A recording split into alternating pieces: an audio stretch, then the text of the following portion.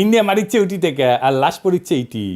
ওয়াগার সাহেব ক্যাঙ্কা জাতির ত্রাণ করতে এবার বুঝেছেন তো, বুঝছাও?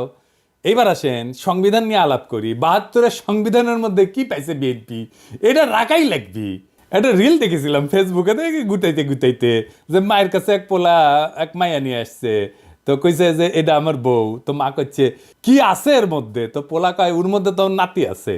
ইনকা ওই 72-এর সংবিধানের মধ্যে কি আছে দেখি, কোন ভালোবাসায় বিএনপি কি ঢুকাইছে এর মধ্যে, হাঙ্গারে দেখা দরকার, তাই না? আসেন দেখি। বিএনপি 72-এর সংবিধান থাকুক, এটা তো চায়, তাই না?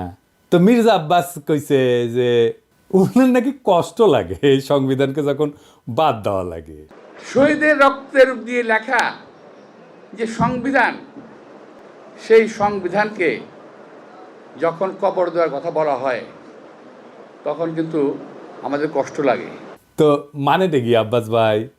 উনি আবার কইছে কি, আমি পড়ে দেখলাম অনেক মন দিয়া, ভুল কইছে নাকি? কইছে যে আমি 72 সালের সংবিধানের সমর্থক নই, আমি 71 সালের সংবিধানের মুক্তিযুদ্ধের রক্তের সমর্থক।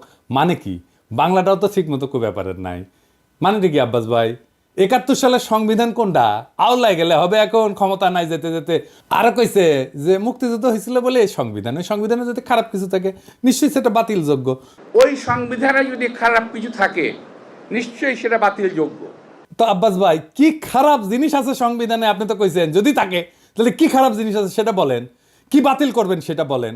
আমরা তো মনে করি এক মন সংবিধান, দুধের মধ্যে এক ফোঁটা সোনা পড়েছে, পুরাটাই নষ্ট। তা আপনি বাদ দিবেন কি?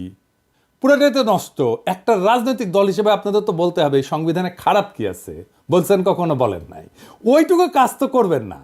ওই কাজ করার না আছে হ্যাডম, না আছে ইচ্ছা। সংবিধান সম্পর্কে আপনাদের ক্রিটিক্যাল পজিশন কি? নাই তো। তাই আপনারা এটা বদলাবেন না। অবশ্য ক্ষমতা গেলে বদলানোর মতো সংখ্যাগরিষ্ঠতা আপনাদের থাকবে না, লিখে রাখেন, কয়ে দিলাম আজকে।